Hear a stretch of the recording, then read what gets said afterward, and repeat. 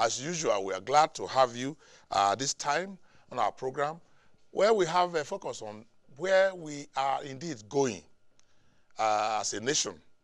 A lot of debates are on over all the spheres, like political, economical, and all the other things we want to talk about.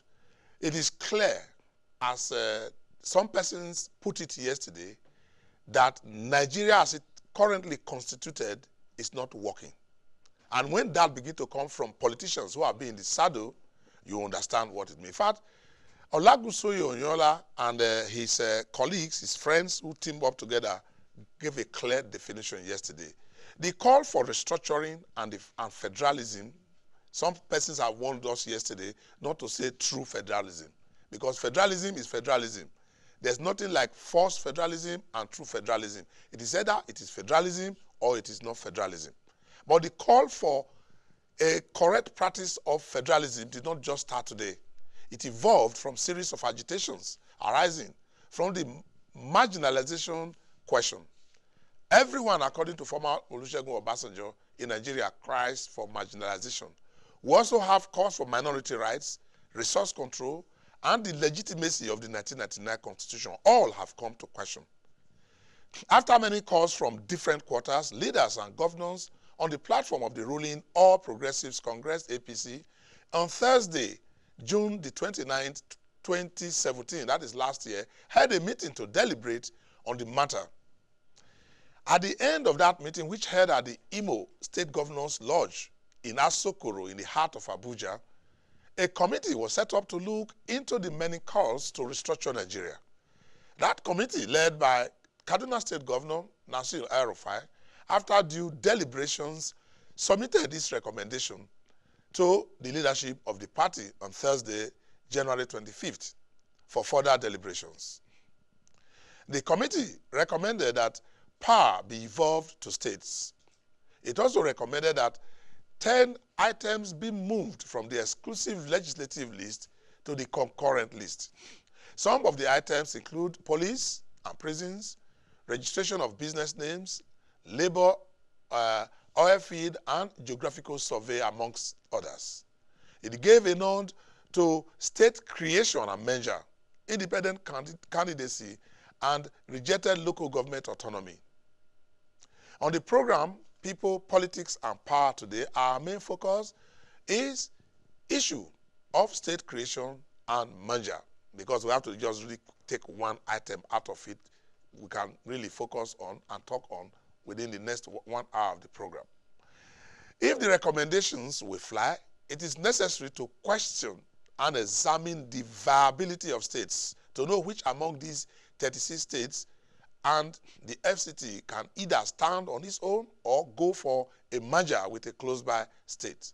In doing that, we shall be looking at the internally generated revenue of these states as compared to infrastructural development, capacity building, governance, and institutional development.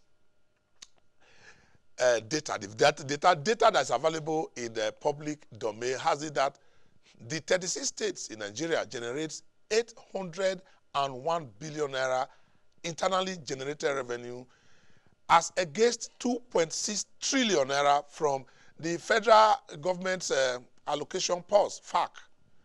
The economic viability, the economically viable states, some persons have put it, include Lagos, Ogun, Rivers, Edo, Kwara, and Delta states. The meaning is that all the other states, as you see on the map, apart from these states, cannot stand on its own, cannot run its economy, cannot pay salaries, cannot even talk of developments the way they are now.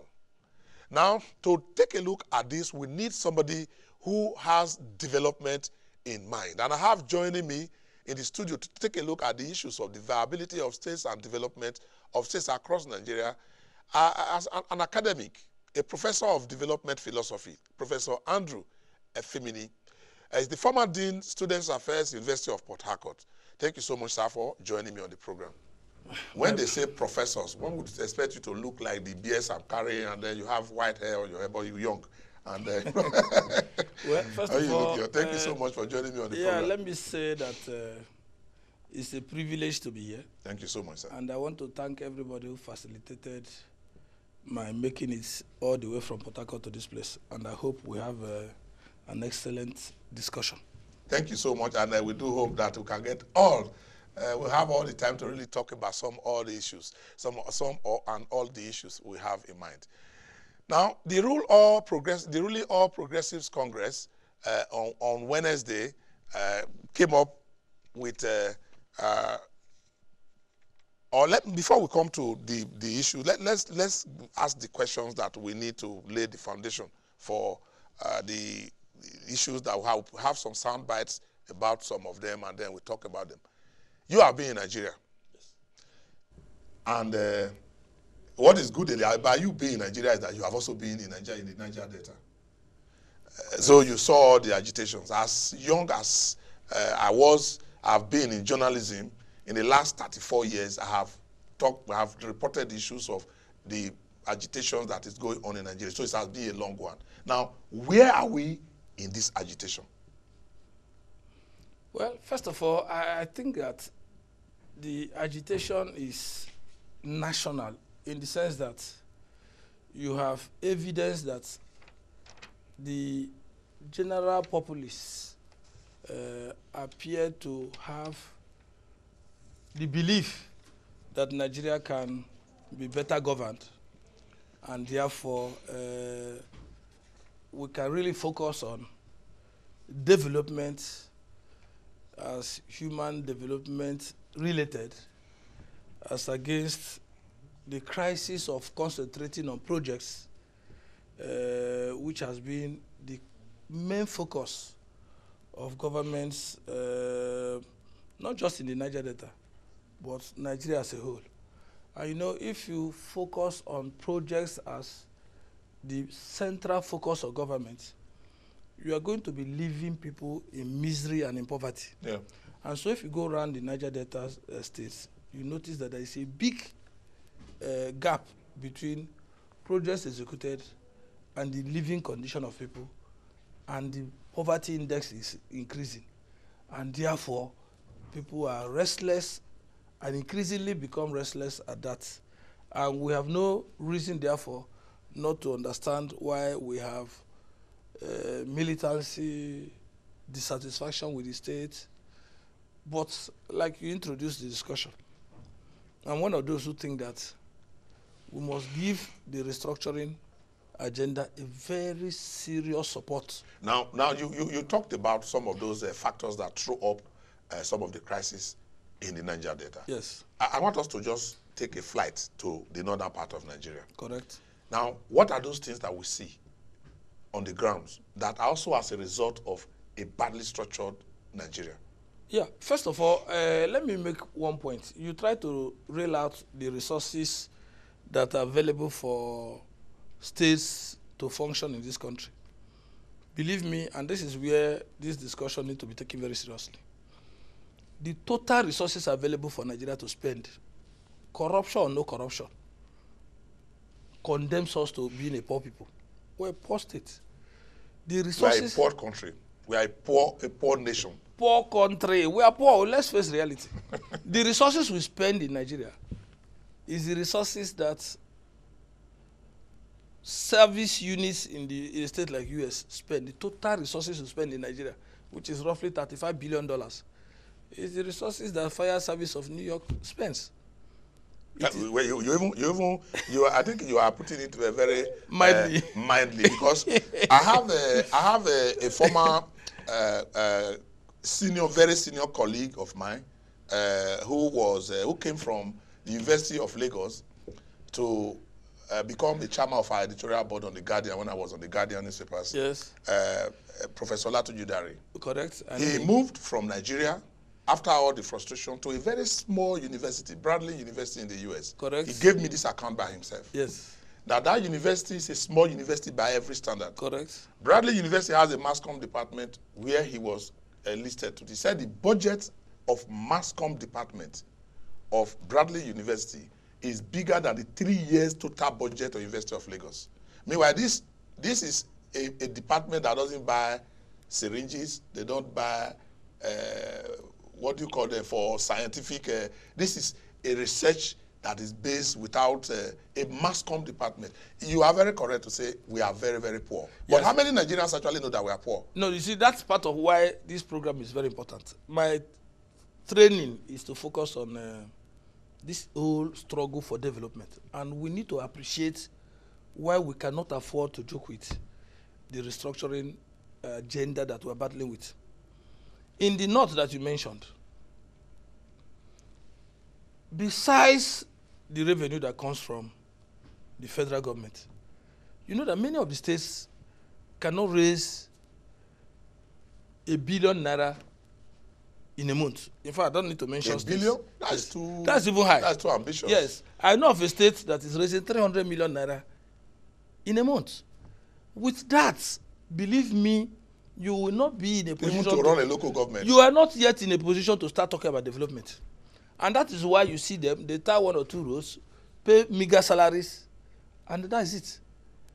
You know as much as I do that if you need to pay reasonable wages, competitive wages, the federal government will collapse, states will collapse, services will not be rendered. And all these, all the crises you see in the north, violence, Boko Haram, herdsmen, everything you see is directly or indirectly linked to the crisis of our structure, the crisis of the revenue available to us. Because in the long run, you need resources to change the human thinking. You need resources to create individual opportunities. You need resources to improve the productivity of citizens. In reality, it's not fiction. More than half of Nigeria's population produce nothing, and yet they have to live. They therefore have to live as parasites on the little that are productive. And so you see families where one person carries 15, 16 people, otherwise they die. That is precisely... And if you take it to the healthcare, malaria kills our people. Yeah, even, yes. Even as little as 1,000 or 2,000 naira could take care of you people. They go. In fact, I always say that there is a Nigerian way of dying. And that Nigerian way of dying is linked to the poverty index. And we are very serious. And so let me even surprise you. Our government, our economy survives by throwing more people into poverty. Because of the structure that we were talking about correcting. When you run into recession, you devalue the currency, you increase fuel price, you do all sorts of things, throw people into poverty. I was when Yerima, the Senator Yerima was governor of Zamfara State, yes. I had the will I call it privilege now? I would say privilege. That would not. I had the misfortune of going to do a documentary. Yes. On development, and I went out of Guzo, the state capital, and I traveled along a road, third road. As I was going, I was headed for a local government headquarters, but as I was going, I saw some 4 or 5 people emerging from the bush path. Yes. So I told the driver to stop. Yes. I took the camera and I went. I trailed the bush path. I followed it. Not too far away, about 200 meters. I saw a pool of water, dirty, stinky pool of water. The cattle were drinking from it. Everybody, including the human beings, were drinking from it. When I got back, I asked the governor, "Have you been to this place?" Now, our people are living. They are living next to, and we seem to be comfortable with the entirety. Now, to the basis of, there's no doubt that there's poverty that is ravaging our people. Yes. But will restructuring solve the problem? Before we go into restructuring, how it will solve, because yes, this water issue. Can you imagine that we pump crude oil from the Niger Delta to Kaduna Refinery? Yes. Through a pipe. Through a pipe. So why are you not pumping water around the country? Why do you have cities without water? The same technology. Even for agricultural purposes. For living, all those places you don't have water, you pump water, you market them with meters, and you make money. This thing doesn't need, there's no rocket science any longer about such things. The same machine that drives crude drives water around. You go to Kenya, you don't see people suffering because you reticulate water around the country. You can borrow money from the World Bank and do it. The problem, of course, you know, it's political. Getting these things through politics will also come in. Yes. But the science of reticulating water, in Yenego, I drink, I see water, yellow water everywhere. Those things are no longer necessary. You pipe water. Why do you have Ministry of Water Resources? What are they doing? And you will make money. They will be they will pay back themselves. Yeah. Why are we not doing that? Revolving. Why are we not doing that? The truth is, you ask me whether restructuring can address all Yes, our can challenges. address this problem? Yes, restructuring has many philosophical underpinnings. First of all, we have caged ourselves, we have caged our economy, we have caged how we have lived for the past going to 40 years now. We simply get money, pay civil servants, meager resource, slave wages. I keep repeating. Wages that make them not safe and therefore not available to be drivers of the economy at the level of purchasing and things like that. Wages that keep them until they are ready to retire and enter the real penury. Wages that make them indebted and before they retire. Wages that make them corrupt because they are afraid of the future. Well, because that's also an element that's an element of the issue. You are correct. Wages. In fact, I wrote once in one of my Facebook posts that the president of the country should spend 18,000 naira that they pay workers in 1 month. If he can spend 18,000 buying drugs, cooking, doing everything, 18 from 1 month, first of 1 month to the next month, then I will accept 18,000 minimum wage. And bet me, when I did it, the least that was reasonable to be spent cooking, I even mentioned soup, egusi. I had to become very primary in doing the analysis. I came to about 65,000. And yet you are paying 18,000, which is less than 20 minutes walk in the United States. We're a human society. This human society you see here is the same human society you see in America. It's the same human society you see in Japan. It's the same motivational model that is required there. Absolutely. So, if you have a situation where you are not paying people properly, you have a situation where you have overbloated and unnecessary civil service, you have a situation where your institutions, universities, people are paid peanuts. As I speak to you now as a professor, I go to the US, they put me $5,000-$6,000. I come to Nigeria, I'm on less than $1,000. And the system is so caged, they think they're doing me a favor for paying me less than $1,000. As I speak to you now, restructuring will make sure that we correct some of these anomalies. What will restructuring do, depending on how it is carried out? That is why I like this issue of states combining. Now let's take let's flag it off. Now we have talked generally. Let us come to specifics. Yes. And in talking specific about state creation, let's go to the ruling All Progressives Congress, which a party that on Wednesday, January the 31st, presented the Governor Nasir El-Rufai's committee report on true federal public, where it highlighted major recommendations made by the committee that can indeed settle the issue of restructuring Nigeria. National chairman of the party, John Odije Oyegu, in his remark, said the recommendations were put together after an all-inclusive opinion by what he called vast majority of Nigerians. I don't know where he got that figure from, but let's take a track off from him. Let's hear him out.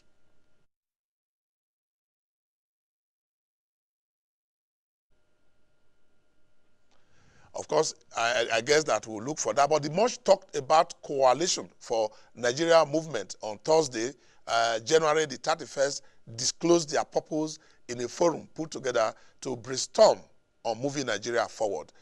Prominent political figures and former governors like Donald Duke, you remember him? Yes. And Olagunsoye Oyola championed the movement. And they say Nigeria, as it is now, is at a not responding mode. I don't know if we can get that picture very clearly. When you are at a non-responding mode, it means you are dormant and should be rejigged. Do we have them talk about it? Let's see if we can have the sound bites. If we not, we continue with our discussion. This is to promote the welfare of all citizens of a united Nigeria, guided by justice and fairness.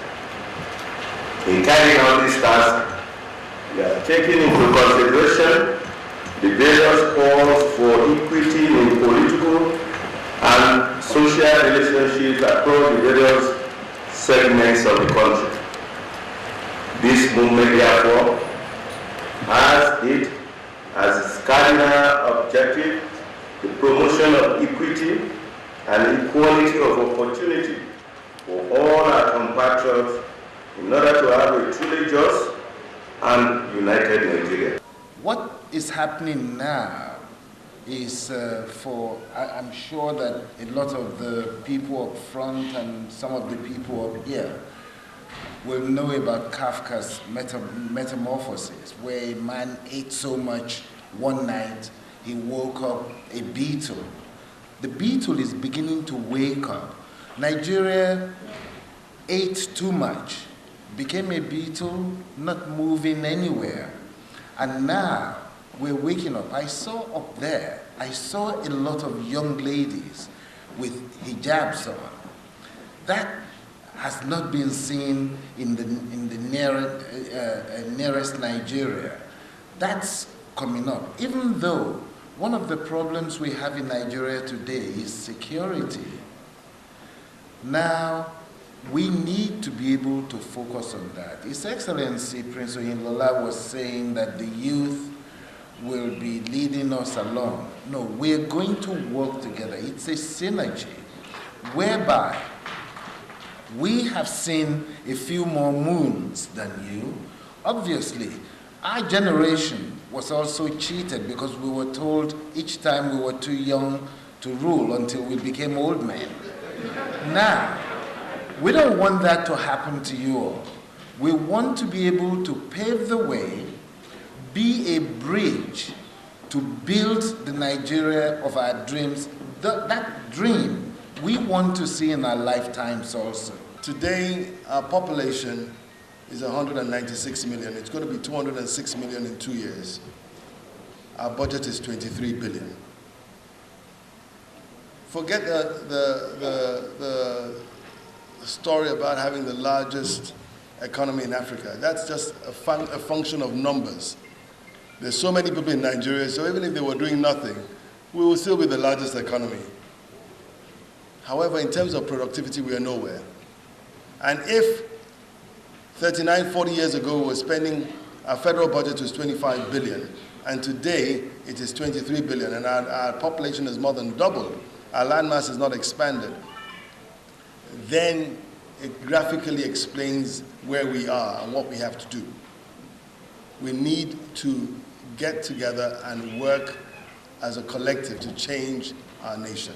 The Nigeria of our dream, the Nigeria we need, is the united, indissoluble, and cohesive Nigeria which guarantees equity, fairness, justice, and prosperity for its citizens. That is our focus on people, politics, and power. It is fresh, insightful, impactful. It's a must-watch. People, politics, and power on AIT.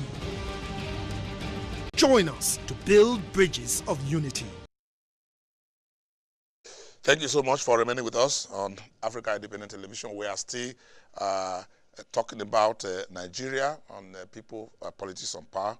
And I have the visuals now of the first track that we had introduced, talking about the ruling All Progressives Congress on Wednesday, January the 31st, presented the Governor Nasir El-Rufai's committee report on true federalism. And it is the one that was presented to the public by the party, where it highlighted major recommendations made by the committee that can settle the issue of the agitation for restructuring in Nigeria.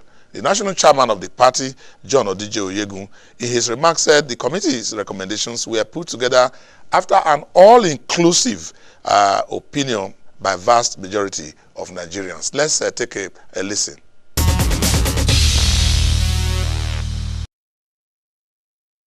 When last year, the issue of restructuring burst into the public domain, the main reason being one more issue with which to thrash the Buhari administration. At that point, it was clear that this nation was facing major issues that couldn't wait and needed to be straightened out. We were faced with the crisis of the economy, a collapsed economy, a collapsed crude market. And so we had to find a new reality. President Buhari had to find a new reality for the Nigerian nation, a new economic reality based on the sweat of our people, based on what we can produce, a basis which will not be subject to the vagaries of the international crude market, based on the strength, the initiative, and the productivity of Nigerians themselves. I'm glad to say that the work on that foundation is virtually complete. And this nation is now set on the path of, yes, gradual growth, which will be irreversible. Irreversible because it is based on the labor, the sweat, the resources of Nigerians themselves. We were also faced with a second problem, which had to be addressed urgently, the problem of security. That has been effectively tackled. Yes, when I say effectively tackled, I'm meaning the issues we inherited in terms of Boko Haram and the northeast of this nation. However, that is not to say that there haven't been new and perhaps equally serious security challenges. The assurance I can give today is that measures that I am sure will be effective are already being put in place to tackle that menace, the so-called cattle herdsmen menace, once and for all. We did not at that stage think that through federalism, restructuring, whatever connotations a lot of people call it, was an immediate problem. It was necessary to fix the economy. It was necessary to ensure, or at least lay the foundation of power, electricity as we all call it. Because without that, you cannot talk of meaningful development. It was necessary to lay the foundation of infrastructure. Because again, without a railway system, I am challenging anybody, without power, without a proper railway system, you cannot pretend to be developing. Growth you may be when they change papers in the finance market and we get in indices that says Nigeria is making so much, is doing so well, is growing by X%. What is truly important when you talk of growth, we must have growth with development. As the chairman has stated, the party formed this committee to explore and find meaning into the raging debate on true federalism. Restructuring came by several names. And the process started with extensive open public consultation because the committee made up its mind ab initio that this is an issue on which the committee will not have any opinion of itself. It was an unveiling and a public presentation by the ruling APC. Why? But let me just ask my guests, Yes. A professor of development philosophy, what's your comment on this? Well, I think that there is a chicken and egg.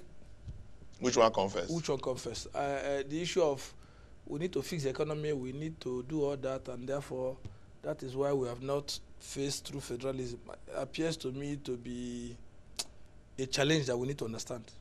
Some of us have come to the conclusion that without restructuring, without political reform, all economic programs and policies of government will not yield the desired results.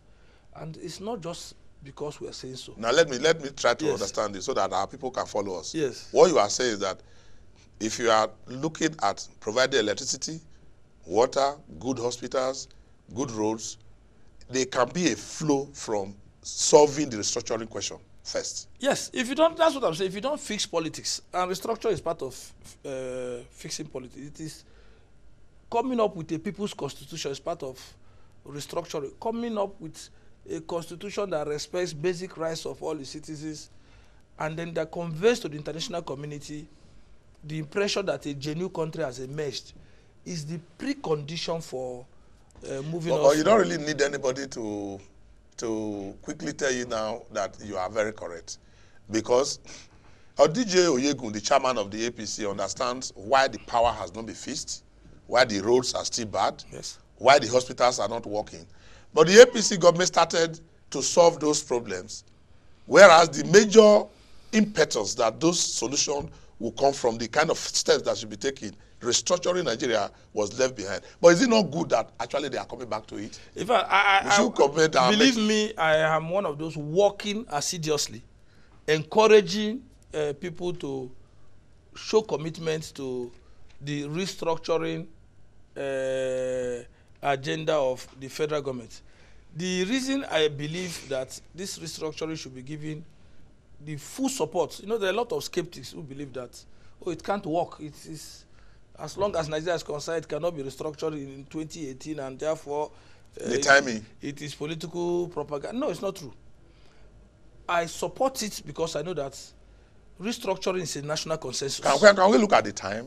Yeah, it's okay. Time. We are assuming we want to, because if they achieve restructuring between now and December, believe me, they may have won the election in advance. No, so they cannot afford let us look to at joke this. with this restructuring agenda on the table. They can't. Let us take a look at with this. All the doubting Thomases. And let us take the issue that we are taking a look at today. Yes. We have said that not more than 4 or 5, at the most, states, 6 states in Nigeria that are economically viable. Yes. If we are taking a look at state creation and possibly merger, and we have, how many months do we have to elections? Let us say 10 months to the elections. Can the APC government carry out the state's merger and creation they are talking about with regard to restructuring? How can we quickly do this if you are so optimistic that we can do this? No, they can pass the decisions, pass the appropriate constitutional amendment, and then postpone the effective day. So work to they develop a timetable. That's what I expect. Okay. In fact, I expect them to develop a timetable of systematic implementation of decisions that can be taken in 2 months. To even say they will start in May 2019 after the swearing of the president. It's possible. They can even put it 2 years, but the decisions will be taken, amendments to the constitution, everything done, which can be done. And that's why I'm saying that. So we can set a timetable. Yes. This government within the next 1 year that it has in office can drop a schedule, yes, look at the timetable, draw it up, mobilize Nigerians to say, we are changing our constitution and it is going to take effect from so date. Precisely. That's what I don't expect that they will say, oh, today constitution has changed. No. I want to talk about this merger or the merger. I wrote once that if you give Biafra, in quote, the Southeast, make it a state, who told you they will create 5 states out of it? They won't. Because what you have done is that you have created pockets of expenditure and power, yeah. Expenditure, recurrent expenditure, and then you are not really going to ever have resources to transform your society. Or the Southwest with their vibrancy. Or the Southwest, you guys there they go, you are now a state of your own. They tell you they will go and break into. No, at best, they create provinces. More local governments to reach out to the people. They don't even need more local government. Create provinces. Look, there are states in the US that are as big as Nigeria. Yes, Texas is almost. There are states. I think Arizona is as big as Nigeria with a population of 7 million. You see? And then look at where we are. So the point I'm making is that the major thing is a concentrated philosophical position that the APC is putting forward, which I believe the elite need to debate very carefully. The reason why they need to debate it carefully is that one of the impediments of sustainable development in this country is expenditure pattern that up to the World Bank, elite people know that our expenditure pattern is not pro-production. It's not pro-industrialization. You earn your money. It's not pro-efficiency. It's not pro-anything. So, if genuinely... Maybe pro-failure.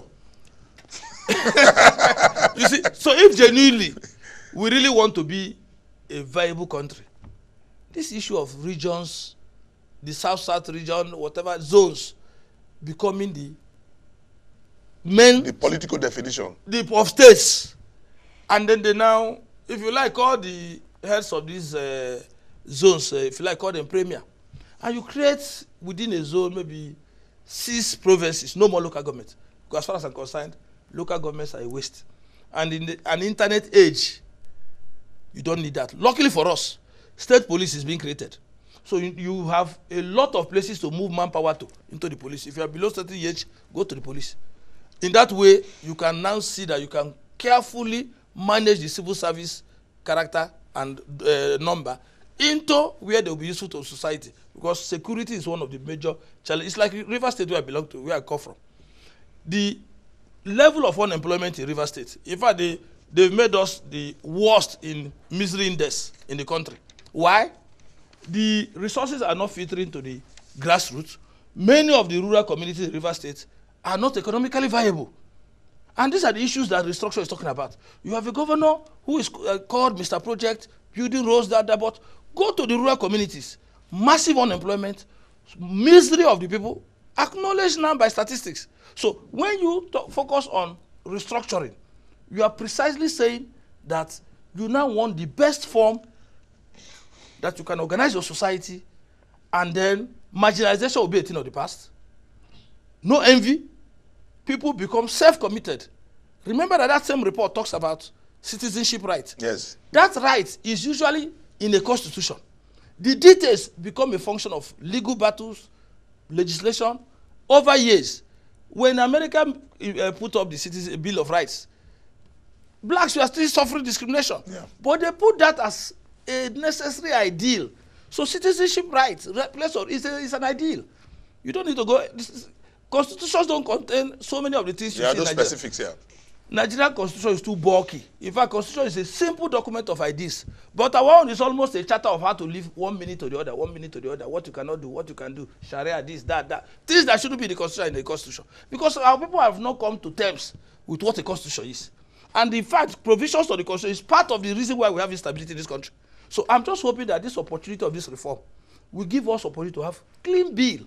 Now let me go to the very, very base. Yes. The question that many people, I have to ask you this. Yes. Do you believe these politicians, these leaders, whether APC, whether those who are convening an emergency meeting, do you believe that they sincerely will focus on Nigeria and bring about a solution? Because what I hear is that leave them, it is because they are out of crisis, they are being forced to do it, the APC government, they don't really have it under their agenda. After all, the president told us that it is not as important as what he thinks. Yeah. Do you believe that these leaders can holistically, in the spirit of getting solutions, face this problem head on? Do you believe?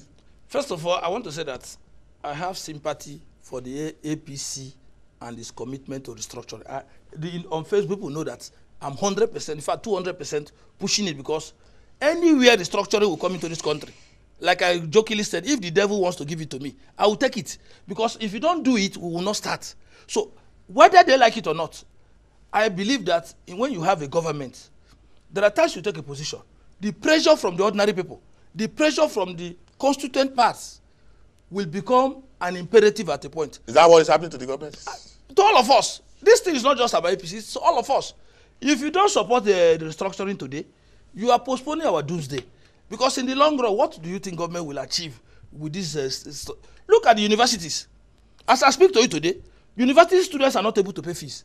There are crises all over the Nigerian university system over fees. Portals should open, portals should not open. People being locked out and not locked out.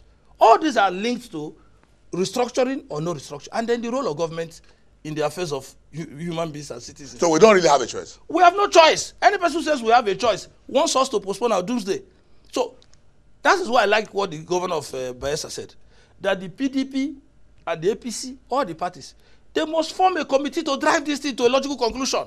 Believe me, this thing can be achieved in 6 months. And a timetable will now come for implementation. I'm very proud of Bender State. If they tell Bender, Delta and Delta to emerge, I will celebrate. I'm more conscious of Bender State. Bender State is more in my blood than some of the things we are seeing today. And I'm sure it's the same for many people. So all we need is to have a template for a just and balanced system. And reason puts it across. Some of these crises you are seeing, herdsmen, no herdsmen, which they'll fizzle out. they don't even need to exist. You know what I tell people? How do you come with people that you call them herdsmen? How did you come about that kind of culture? Where somebody comes at the age of 6-7 years, he's falling cattle the rest of his life. You don't know you'll be angry? Where do you have herdsmen all over the world? What culture is that? These are some of the issues that we need to tackle as a people. Gunpowder. We must free them. They are human beings like us. As I'm educated as a professor, they need to be professors.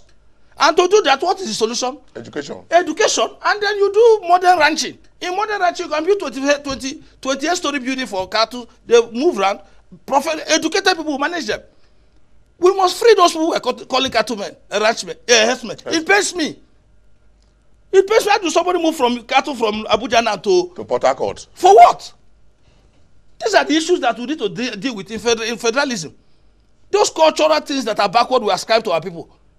That is even JT bit and I see the level of criticism of herdsmen killing. These are the signs that our society needs to change. So those who are calling for grazing reserve are actually calling for the perpetuity of this slavery. Of slavery, the people are our slaves. They are modern slaves. We need to end certain things. And I hope that those who are running this country actually believe that intellectuals can resolve many of our problems, because we can't continue to use primitive solutions when the world has gone technological. Science has become the basis of how people live today. The beef industry in Britain is as big as the national economy of Nigeria. And we can do the same. 28 stories. And we have more population. We have more people. We have more people. And that's why they can make mockery of us when they see us abroad. I believe that those APC leaders, they have come to realize that we must move in a new direction. And so we should support them. 100%. 100% support. And if I've always been fighting with people who try to put pessimism on the agenda for this discussion. I don't want to see pessimism. We need to push and see where the obstacle will come from. Now, just before, as we begin to round up, yes, let us look at the states in Nigeria. Yes. You talked about Midwest, Bender, yes, Edo Delta currently. Yes. I can imagine what will happen if you have good leaders in a merged Bender. Ha! Or Midwest, you want any name you want to call That's it. like a country. It's like a country of unbeatable in sports in those days. Yes, with all the Bender Insurance was like was like Arsenal. Unbeatable in talent. You see, as you bifurcated the state, all sorts of centrifugal forces entered there. Enter Delta State and see the level of poverty. Because they carry salary, it comes, they pay all sorts of institutions. Money no longer goes to the ordinary people in Delta State. Go and see the level of poverty in Delta State. You'll be wondering whether Delta State is a human state. Go to rural communities. Some don't see 1 naira, even when the state gets billions every month, because of the structure. And it is a structure we are saying we need to correct so that government can, through appropriate policies like cooperatives, then get people to be productive, because our challenge is to get Nigerians to be productive. Rather than being consumed. Instead of being in class, you don't know what you're doing in class. You're a civil servant, you don't pass any file. What is really working in Nigeria that we want to be proud of? Government survive by devaluing currency. Government survive by increasing fuel price. That's how they survive for the past almost 30 years. They throw people into misery to survive. Instead of increasing productivity, look at in the United States now, wages are increasing. They are so scared in Nigeria to talk about minimum wage. Because you press calculator, if they have to pay well, the resources is simply not there. So because what do we do with government? Minimum wage is not good enough. What are the impediments? Now we have a political structure. It is said in social science that the first law of nature is self-preservation. Yes. Now, those who war against it, because they are probably not going to be benefiting the way it's going to be. Can you, just in a nutshell, tell us the challenges we are going to have in getting to state measures that will make the component entities that will emerge from this restructuring? What are those things that will militate against it? You see, you need to have a proper electoral system that doesn't disadvantage those who want to merge. Very important. And they talk about two-thirds, all those things that create problem in the constitution. You need to deal with them. So that when people merge, they merge focusing on development. Their power, political powers are not inevitably reduced. Exactly. Very important. And then when you do that, you then have a program of self-reliance over time. These states you see in the north you think are not viable. I did an analysis to show that the northern part of the country is actually supposed to be the gold of Nigeria, because agriculture is supposed to be the engine room of our being as a people. Malaysia produces palm produce and generates about $40 billion from palm produce alone, and they took it from Nigeria here. Where is our own equivalent of palm produce of 40 billion that Malaysia took from here? Where is our granite pyramids? These things are all possible. When you restructure, you plan properly. In America, if you buy a finger of banana, you pay tax. Yes. So there are tax economies in the US based on agriculture. We have simply refused to be a rational society. That is part of the problem. We are a society that live on faith. So how do we jump over this primordial? Exactly, correct language, primordial. As you speak here, you don't speak, say the truth, open people's eyes, and then there's no motion to ensure that they follow up. That's part of the problem. There is a follow-up crisis in this country. You have somebody who says, oh, this is how to go about developing your country, you can be like America. And then you have one man who is scheming to be governor of a state that will not generate revenue. It is only a momentum that can save our people from the kind of terrible, self-inflicted misery. You see, the whole South is always complaining because we have not governed ourselves. Believe me, if the APC manages this issue properly, it can open a national dialogue, which is part of their manifesto. Yes. A reconciliatory dialogue. They need to make a reach out to all parts of this country. Let's form not all this new coalition. All those things don't excite me. You come as a ruling party. There is a time for reckoning. You reach out, bring all Nigerians together. And then as a people, we think through our problems. Where we don't have enough expertise, we invite them. And then we deal with the issue of where we are. And then we make progress. Electricity. If you go and borrow $30 billion, remove all Nigerian officials, bring a small country like Iran to come and give us light in Nigeria. You have light. You see? So in Nigeria is exactly the very reason why you don't have light. Structure. You are laboring. Exactly that you are laboring. Running on the spot. You are running on the spot.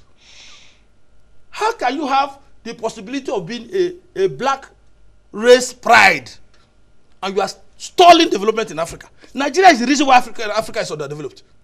If Nigeria doesn't get it right, Africa will not change. And for how long are we going to this punishing Africa? Because of the kind of bad politics we play here. If you don't reform politics, Nigeria will not change. If you don't create the conducive atmosphere for development to take place, it will never. Development is not about economic activities. Even in the animal farm, they have activities. In the jungles, animals have economy. So this economy is growing economy. Those things don't development and economic growth, they are not the same. I'm for development, and I'm aware that our Nigerian ordinary people, students, parents, they are yearning for development. And we can do it. All we need is follow up on these activities by the APC. They are the ruling party, so we need to give them the opportunity to see through their vision. All right. Yes. He is a professor of development philosophy. He's a former dean of Students Affairs, University of Port Harcourt. So when he's talking passionately about development, you understand how it goes deep into his heart. And possibly so. Now, we have to begin to wrap up. Yes. We have 36 states and Abuja. Correct. It was the former governor of Rivers State, Rotimi Amechi, that said Abuja is a lie. Succinctly put, he said Abuja is a lie. And I extended it to say Nigeria is a lie. Yes. And the falsehood is what is appearing. Yes. How do we do all these things like the rat inside the pot? We get the rat dead and the pot safe. How do we go about it? Well, you see, my frustration is that civil society organizations, and particularly the Nigeria Labour Congress, appear to be operating in a trap mode, and therefore they are not able to drive some of these processes. If the Nigeria Labour Congress were to be a conscious union, Nigeria would have restructured 20, 30 years ago. They accept the status quo as it is and operate on the basis of the status quo. So how do we go about without destroying, without giving vent to people who say Nigeria will break into pieces and that people will go their different ways? How do we achieve your dream of Nigeria's restructured Nigeria with all the functionality as much as possible? If the ruling party today, like we said, consult broadly, because I know that what they are doing is a function of reaction from all over the state. So many groups have said. Although the chairman of the APC said majority of Nigerians, I don't know where he got that. Yeah, because you see Afenifere, Ohaneze, South, everybody says it's restructuring. Prominent patriotic people from the north all over say it's restructuring. So for me, that is a correct position that arises from all of us.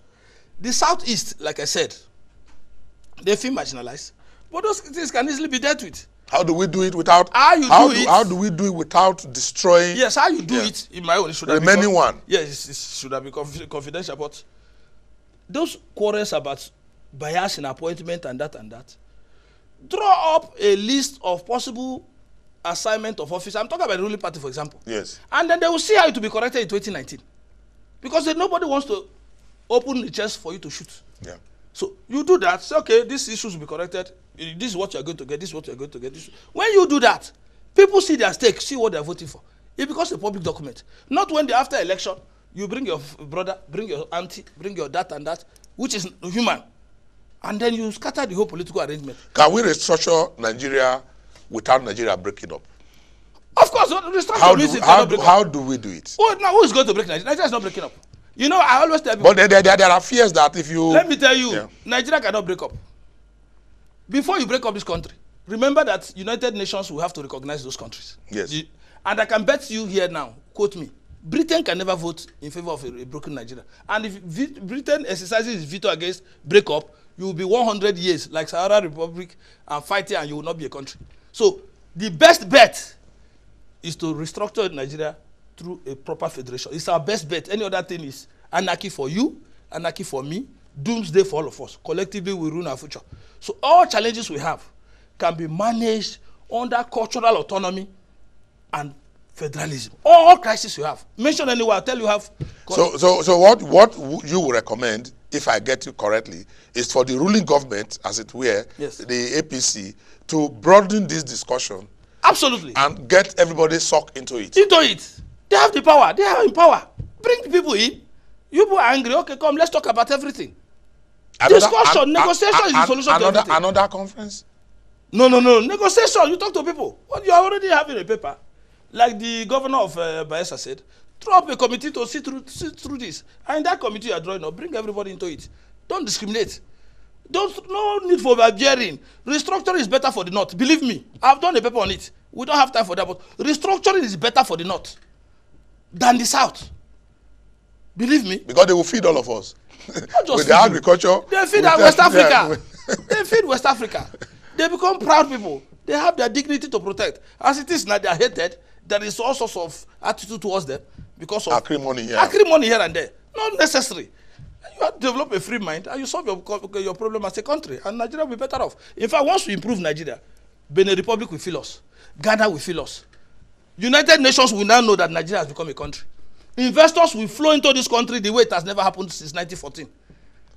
Until you do that, they won't come. All right. It is like, do we have the cart before the horse, or do we have the horse before the cart? Exactly. Like he said, we need to do the appropriating first. The APC has just suddenly realized that they started from the wrong place, but we must commend them for now realizing that restructuring is the answer to some of the solutions that they tried to prefer to some of the problems, some of the endemic problems that can only be solved through restructuring, which includes creation, devolution of powers as they enumerated. But I've had a very beautiful day with a professor of development philosophy, Andrew Femini.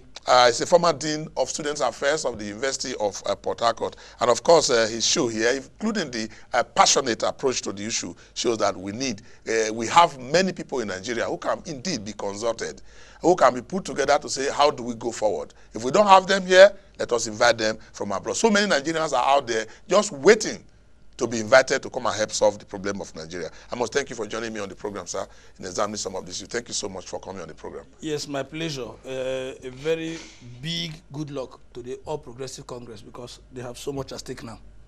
And that's the program. People, Politics and Power will return. When we come back, we have another focus on some of the other issues raised in the polity. My name is Okiri Agbonsuremi. Thanks for staying with us.